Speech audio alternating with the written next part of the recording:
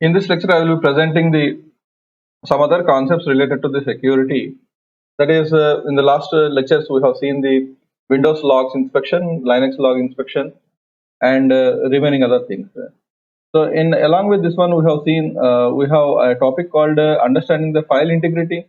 The file integrity in general will be checked with the help of the cryptographic hash functions such as MD5. So in Linux, you will be finding this as a default command MD5 sum. So MD5 sum space file name will give you the integrity of the cryptographic hash value of that file. So even though you change a small parameter or small value in that file, the entire integrity code will be disturbed. So thereby you can also check the file integrity. A very simple thing is you are supposed to use the MD5 command, MD5 sum, and you MD5 sum and you supply the file name. So automatically the message digest will be shown onto the screen. So only thing is here people will cross check whether the file has been modified or not. This will be done with the help of this file integrity. Today we'll see the concept of the endpoint protection. So what is this endpoint protection? Data and endpoint protection. So far we have seen various security devices that are to be placed at the perimeter level of the network, such as firewalls, intrusion detection systems, DMZ, proxy servers, and virtual private networks. So these are the various things that we have seen in the previous lectures. But what is the case if the problem or vulnerability is available at the device level itself? That is what the problem. That is what the thing to be addressed with this data and endpoint protection.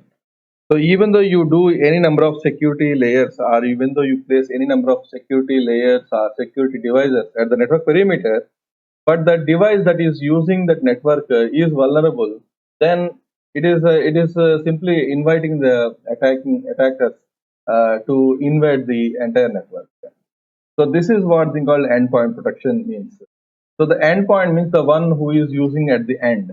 That means the end user, it may be an employee or it may be a normal user, maybe a browser or maybe any other one who are using at the endpoint. Because nowadays the employees can sit at home and they can also connect to the home router, and they may in turn connect to any other routers, maybe mobile hotspots, or may use the some dedicated networks, or may take the services from the service operators, and like that they have many scope that the user can connect to the organizational networks. So there may be a problem, or there may be a problem with the systems they are using. There may be problem with the applications they may be using. There may be problem with the browser they use, or there may be problem with the environment they are having, or there may be a problem with the Wi-Fi devices, security layers in the Wi-Fi devices. So that means even though you place various layers of security at the network perimeter, it is not sufficient to stop the vulnerabilities or to stop the attacks. So after later on, the people have understood that the why can't we, instead of focusing everything on the centralized level to safeguard the network, there is also important to divert to the end level who is using the device and connecting to the network. That is what the term, that is what the idea of this data and endpoint security come into the picture. It is meaning that nowadays many organizations will allow their own computers to come to carry into the organizations, and they can work with their own computers. Some organizations will provide a laptop or maybe any other environment from the company side itself. But nowadays, if you look at in university is having a lab with dedicated computers and all. But you may also carry your own laptop or mobile phone, or maybe a tablet or maybe another thing. You can come in, you can connect to the university network, and you can get the internet and you can work with that. But what if your application is having vulnerability? If the laptop that you are using having some vulnerabilities? What if your hardware is having some vulnerability? So that cannot be addressed by the layers of security that you will place at the university server level itself, server level. So this is what the focus of the endpoint protection. So each device in the organization should be secure in order to ensure user privacy and safety of the confidential data. However, privacy may breach when malwares are available or mishandling of end user applications is made. This end, this lecture deals with the endpoint protection, especially in the five focused areas of the endpoint protection. That is, what is the data loss and how it can be prevented. Understanding the application security, spyware and its functionality, understanding the browser alerts, understanding the security certificates. Apart from all these things, we will also see how our hardware will support this data protection. Okay, so the data in the sense here, it may be any data of like maybe a file information or maybe a network information, maybe organizational information, maybe the personal users information, maybe any other information in the raw form is said to be data. So that is what the main difference between the data and information. Data is in the raw form. Okay, there is in case of numbers, bits, the symbols, underscores, maybe anything. This is data. But the collection of meaningful data is said to be information. So the collection of meaningful data will be done by the attacker once he gets the whatever the data he wants. So he may correlate and he may get some information, extract information out of that. This is what the data and endpoint protection. Majorly, this endpoint protection will be done with the help of the internet what you call security softwares or the the antivirus softwares that we place on the computer. So they will safeguard the privacy of your data and they will give you the protection to the end user and end system. That is what the data and endpoint protection. So how many ways this data and data protection can be violated or privacy can be violated in the case of cyber security threats? So before moving to the discussion on the above topics, let us spend some time on the taxonomy of cyber security attacks, which are depicted in the following figure. So cyber threat taxonomy is like this. The cyber threat taxonomy will be like this: intrusion attempts, maybe fraud, abusive content, malware, ability to attack. So intrusion attempts means it is just like making an attempt to enter into the computer, either by looking at the vulnerability of the system, maybe operating system, maybe an application or something. So they will try to do the login attempts and exploiting the known vulnerabilities. So these are the ways with which the intrusion attempts will be carried out. The intrusion attempts, if it is successful, then it may go into the intrusions. That means the intrusions will be happened. So in these intrusions, you will be finding the account takeovers. That means escalating of the privileges, and the attacker will be considered as the original account than the victim's account. Next one is privilege escalation, application compromise, and bot introduction of the bot. Bot in the sense it is a small intelligent program that will be placed in the system. So on behalf of the attacker, it will do all tasks. So that is what is called bot in. So this bot placement. These are the various activities that are possible if intrusion attempts are successful. Then fraud in the sense masquerading. Okay, masquerading is a way of morphing the or modifying the content so that the any request will lead to the attacker.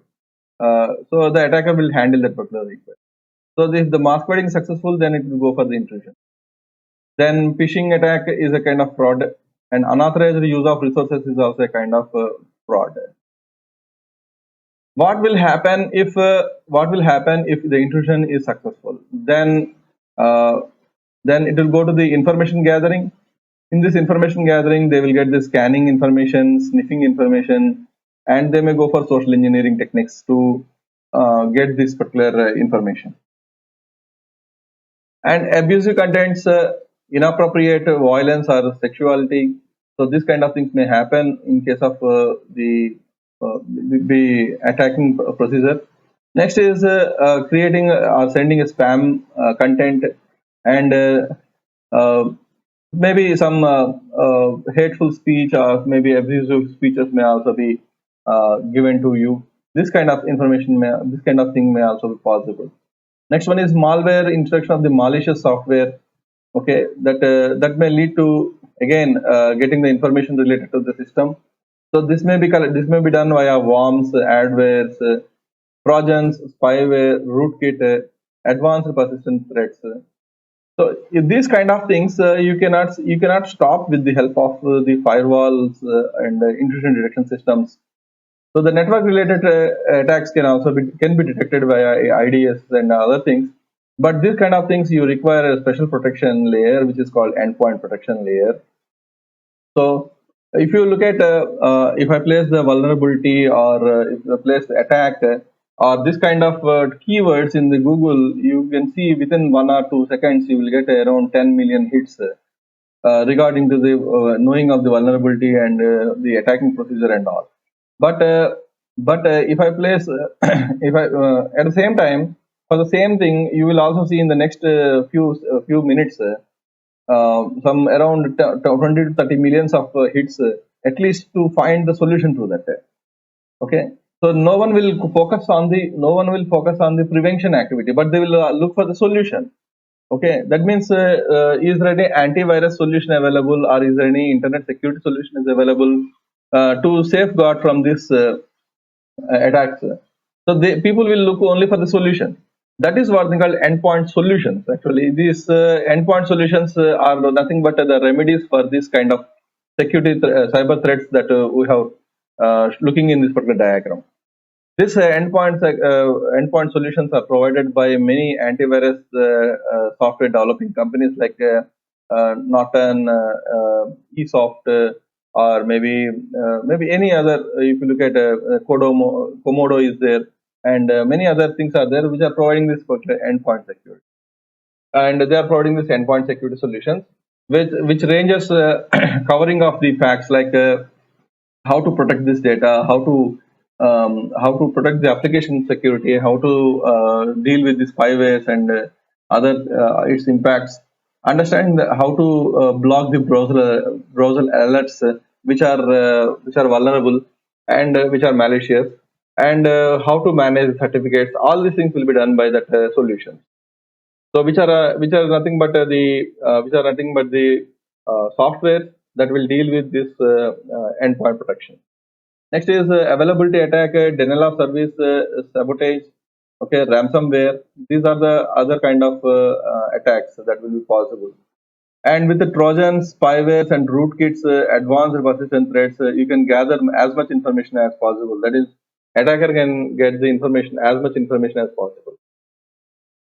And here I have given the description of each thing, like what is the malware, which is a short form of the malicious software that harms the unauthorized access computer system, uh, that cause harm or gain unauthorized access to the computer system. Worm is nothing but standalone malware that replicates itself in order to spread to other computers. Trojan is nothing but malware which will be considered as a legitimate software for the detection and avoidance. So usually it will be entered from the back door, and it will be considered as the legitimate. That means it will look like legitimate only, but it will try to get as much information as possible about the system. So spywares, adwares, ransomware, rootkit.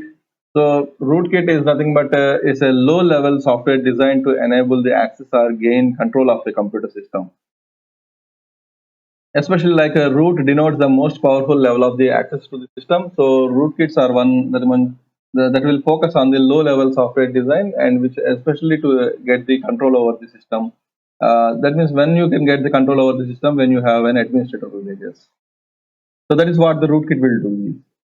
So backdoor, and this is a loophole actually will be created by the system perimeter to allow the future access uh, and can bypass the perimeter protections. That is what we call backdoor. We can say Trojan is a kind of backdoor. I mean, Trojan is a package actually. Trojan consisting of all these kind of things like worms plus backdoors plus many other things. So all put together it will become a Trojan. Next is the bot variant of malware that allows the attacker to remotely take over the control of the system. Botnet is a collection of various bots that will be dedicated to perform the denial of service attack on one computer. Exploit a piece of code or software that exploits software vulnerabilities in other software applications or frameworks. Scanning is nothing but we have seen the network mapper tool which is used for scanning the other computers for the open ports, closed ports, and many other things. So attackers that sends a variety of requests to computer systems, often in a brute force manner, with the goal of finding the weak points. How these weak points will be detected? Only via performing scanning, like what is the open port, closed port, what are the services running, what are the vulnerabilities available in those services, detecting and all will comes under the scanning. Sniffing, silently observing, keyloggers. These are very dangerous things. Is a piece of hardware or software that records the keys pressed on the keyboard and similar input from the computer input devices and will report to the attacker. So spam is nothing but unsolicited bulk messaging. This may be possible with the help of mails, or maybe possible on the Bluetooth network, or maybe possible on any other social networking network like WhatsApp and all. So this is what we call spam means. So how to detect spam? Will the spam will be detected by the intrusion detection systems? May not be, but spam can be detected by the local internet security systems or internet security softwares. Next is login attack. Multiple usually automated attempts to and guessing the credential for authentication system, either by brute force manner or stolen or purchased credentials. How the stolen credentials will be done? It may be done via keyloggers. So the keyloggers will detect the key presses and will inform the attacker. So the same key presses will be used by the attacker to get into the system. Account takeover, gaining access to into the account that is not of your own. Then this is one account takeover. And phishing is also called masquerading. And spear phishing. Spear phishing is nothing but phishing that is targeted at a particular user, make use of information about the user. Uh, so that is what we call spear phishing is. Next is social engineering is a general way of interacting with the human via the social networking platforms. Especially, they will be used for lying, okay, and making the victim to turn to himself via sending some good messages, or maybe via sending some gifts or this kind of things. So thereby they will come to know the sensitive information about the target or the one who is working in the some target organization. So like that, you have many other things. Like next one is advanced persistent threats. Denial of service and all, you are aware of this hate speech and all, you are aware of this. The advanced persistent threats, the highly targeted network or host attack in which still the intruder remain intentionally undetected for long period of time in order to steal and exfiltrate the data. So that advanced persistent threats means once the attacker penetrated into the system, immediately that system will not be exploited or maybe will not be hacked, but instead they will place one threat into that system. It's just like sleeper cells, okay, in the military terminology. So they will place one sleeper cell kind of person or sleeper cell kind of software into the system, so that in future it will be exploited, so that they can be remain undetected and they will be exploited after a long period of time whenever the attacker wants to do some attack on the computer. So this is what is called advanced persistent threats. So these are very dangerous threats actually. So these threats can be intelligently detected by the internet security softwares based upon their behavior, based upon the applications it will browse through, or based upon the memory it gains, or based upon how many interactions they are doing with the other processes. So there are some other signatures available with which we can detect this advanced persistent threats. Next one is zero-day vulnerability. A weakness or bug in computer system or software system that is unknown to the vendor. So this is what is called zero day. These are not pre-known or which are not known before. Okay, which are zero day. You don't know what is the vulnerability in that. You may be seeing that somebody from some technical person or some user from so and so place have identified some bug in the Facebook and other applications. So you may be seeing the reward that given by the company for identifying the bugs and all, which are nothing but zero-day vulnerabilities. During their testing, also they didn't identify that bug. Okay, usually bug will be detected only after compilation of the program, after running of the program. So that is what the difference between error and bug. Error is the defect that will be observed at the time of compiling of the program. Okay, and the defect that is observed after the compilation of, that is during the running of the program, is said to be bug.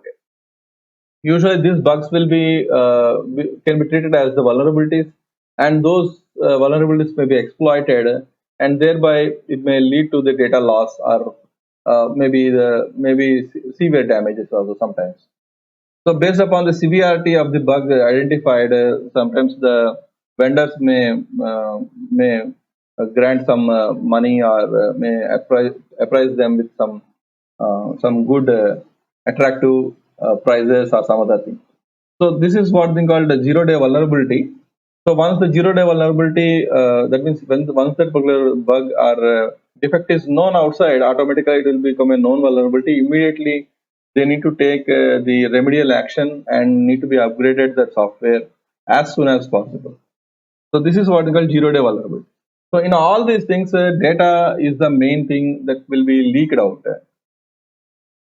So this is what the thing called data loss. Okay, this exploiting of any one of these may go to data loss and violation of the data privacy. And this data loss and privacy can also be done may be done intentionally by the data storage servers or the vendors who will take care of this data storage. So that is the reason nowadays you will see wherever whatever the website you open, they keep on asking that do you want to enable the cookies, accept the terms and condition to enable the cookies and all. So this is what they call Data Privacy Act. That is general privacy protection guidelines that was accepted internationally. That any website without taking consent from the user, they cannot use their browsing history for future analysis. So that is what the basic idea of this data prevention or data privacy acts. So in India also we have the Data Privacy Act, and there is a special provision in the Information Technology Act which is amended in 2008 under 43 under Section 43A of Information Technology Act. So the data which should not be leaked out, especially the user data. And in 2018 also the Data Protection Act was revised, and which was revised and taken to the latest level as far as the international standards. So to safeguard the users' data, especially like when the uh, when the kind of like the Aadhaar card or maybe any other information, any other social network, social service related the schemes have been introduced. Then for all these things like the Aadhaar card or maybe the PAN card, and this kind of information is needed for them. And whenever this you submit this photostat copy of the Aadhaar or maybe PAN or some other thing, they may be misutilized for some other reasons. So So to protect the users from such kind of things, the Data Privacy Act has been revised in 2018 in India. In worldwide, there is a protection policies are available, and every vendor or every website owner has to follow the guidelines. Otherwise, they will be facing heavy penalties uh, in the international courts. So this is what the data privacy with respect to this the endpoint security. This is only a brief introduction. So let us see what is meant by endpoint security is. So here, Forcepoint is one very renowned security company where they have provided the details of the endpoint security. So the endpoint security refers to the securing the endpoints or end user devices like desktops, laptops, and mobile devices. Endpoint services as point of access to enterprise network and create point of entry and can be exploited by the malicious actors. So what is this? Why this endpoint security is important? The reason is because of the bring your own device policies introduced by the many industries. So instead of providing their own laptops or some other thing, computers, so they will ask you to bring your own device. However, with that with your own device, you can connect to the company network and can work with it. That is what the reason why this endpoint security has come into the picture. And endpoint security and network, obviously the endpoint security software uses the encryption and application control to secure devices accessing the enterprise network, thereby better controlling security on those avenues of access to monitor and block risky activity. So that is the reason that is the reason many introduce the cloud services with the software as service model. So thereby the endpoint solutions can be easily identified can easily managed with this both central and endpoint security solutions can be managed remotely with this software as service. It is just like you are making use of the Google documents and Google sheets for working with the Excel kind of thing, like the spreadsheets and all. Like you open the browser and go to the Google account and log in into this. Then you can make use of the Google Docs or Google Excel or this kind of things. So which is a software as service. So that will be stored on the cloud, and you may also save it on desktop, or you may import it onto the desktop. However, mostly they will be saved on the cloud. So with this, you don't have any problem of the endpoint or the end level data loss and all, but it will be stored everything on the on the cloud itself. Next one is endpoint security and antivirus software. Obviously, the antivirus softwares are the central to the endpoint security. Without antivirus softwares, you cannot achieve this endpoint security. It does not always protect individual devices and servers. Implementing endpoint protection creates a two-pronged approaches to security by securing individual devices connected to the network. So for this, you can see the Linux-based endpoint security, and in Windows, you will find Microsoft Defender. Microsoft Defender will provide you the endpoint security, or it is a solution from the Microsoft. Like that, every vendor have developed their own endpoint security solutions and installed along with the main applications. So what this particular endpoint security in general will do, and at the same time what they have given by the Forcepoint also given, but mostly every device, every endpoint solution will give you the same thing: intercept threats at the point of click, apply granular security policies like access matrix and all, know what users are doing, find external threats wherever they try to hide, especially like the keyloggers and this advanced persistent threats. So find external threats whether they are trying to hide, stop data exfiltration before it can apply. It can happen. So these are the things that are happened. These are the things that will be taken care by the Forcepoint security solutions. But however, by and large, many of the endpoint security solutions will do the same task. Now we'll see the most frequently used endpoint security solution on many of the Windows operating systems is Windows Defender. So this Windows Defender is very powerful as far as Windows 10 operating system is concerned. Windows 10 has been strengthened a lot, have many security features. So the Windows Defender will be having the features of virus and threat protection, account protection, firewall and network protection, app and browser control, device security, device performance and health checking, and other family options. So these are the things that what the same thing what we have seen previously here. What are the main points of endpoint security? All was covered almost in the Microsoft Defender, like spyware and its functionality, understanding the browser alerts, understanding the security certificates, okay, application security. All these things will be applied in the Microsoft Defender. So what is Defender and Windows security? However, you may be having Windows operating system on your computer, but you may have not explored this Windows Defender and Windows security. So whenever you have free time, you go and explore this. I will provide this link in the description section, and you may get it from the. You may go through this link and try to set your security policies so that instead of having a default security policies, a custom made or user defined security policies can be placed based upon your usage of the computer.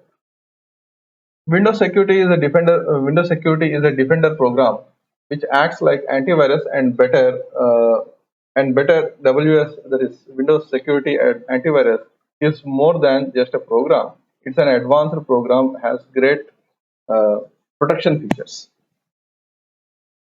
So, what are the things available in this home list? Virus and threat protection, app and browser control. In this home list, you can also use the blocking of the applications and allowing of the applications, and you can go for whitelisting, blacklisting, etc. This kind of things you can do it. And in home list, the home list which will of the Windows security protection features appear in which you can mention which to be allowed and which not to be allowed, especially especially whenever you install unnecessary softwares and all. So automatically sometimes those softwares may be having a trojan included into that, and whenever you go for the understanding of the performance of the system, by pressing the control alt delete, you will see some of the applications are consuming too much memory. So you may write that application in the protection list, and you may block that thing, especially by making the option of memory monitoring, by making the option of access control, so that the Windows will immediately stop it. And in future, if it is consuming too much memory, then it will give you a immediate alert, and it may ask you that do you want to go for what you call removing of this application, or do you want to quarantine this particular application. This kind of information will be asked by the Windows Defender. And not only this one, usually the users will install many applications and remove those applications. And sometimes those applications may require hardware support, and some may install some DLLs. Even after uninstalling, the DLLs will be remaining like that only, and the registry entries will also be remain like that only, because the window will work only based upon the registry entries. Without registry information, the applications will not run. So that is the reason what you do is you try to install a free Windows registry application which is very popular. Uh, so, for example, this is the free Windows registry repair. You may make note of this application, and so you may make note of this application and you may download from the internet. So free Windows registry repair. So you can go for a full scan of the registry. Whatever the software is installed, everything will be recorded, and whatever the uninstalled softwares are there, all the uninstalled softwares will be thoroughly checked, and it's any of its related footprints available in the system can be removed and can be fixed with this Windows registry repair. So we can go for a full scan. Once you click the full scan, then it will go for starting of the scanning. and it will list you any error available or any defects available with the registry. So if any error is there, then it will show here. Then finally, once the scan is completed, you can go for fixing of the errors. So in custom scan, you can mention which area to be scanned here. Like for example, the in the registry you will be finding H key class underscore root, current underscore user, local machine users, start menu section, uh, obsolete software, file extensions, shared DLLs. I told you just now. Once software is installed, some DLLs will be loaded, and that whenever you install, that will be remaining in the system itself without deletion. So such kind of shared DLLs, font sections. So many other services are there with which you can do it. If you know exactly what type of service it is, then you can check what for the related scans. If you don't know it, then you can directly go for full scan. And once the full scan is completed, it will list you what are the errors available. Then you can go for fixing of errors. If it is valid error, it can be then it will be fixed. Otherwise, it will be removed from your registry entries. Thereby, once you restart the system, your system will work fine. So this is the way you can one way you can clean up the uninstalled footprints, uninstalled applications footprints, and you can make your system safer and run faster.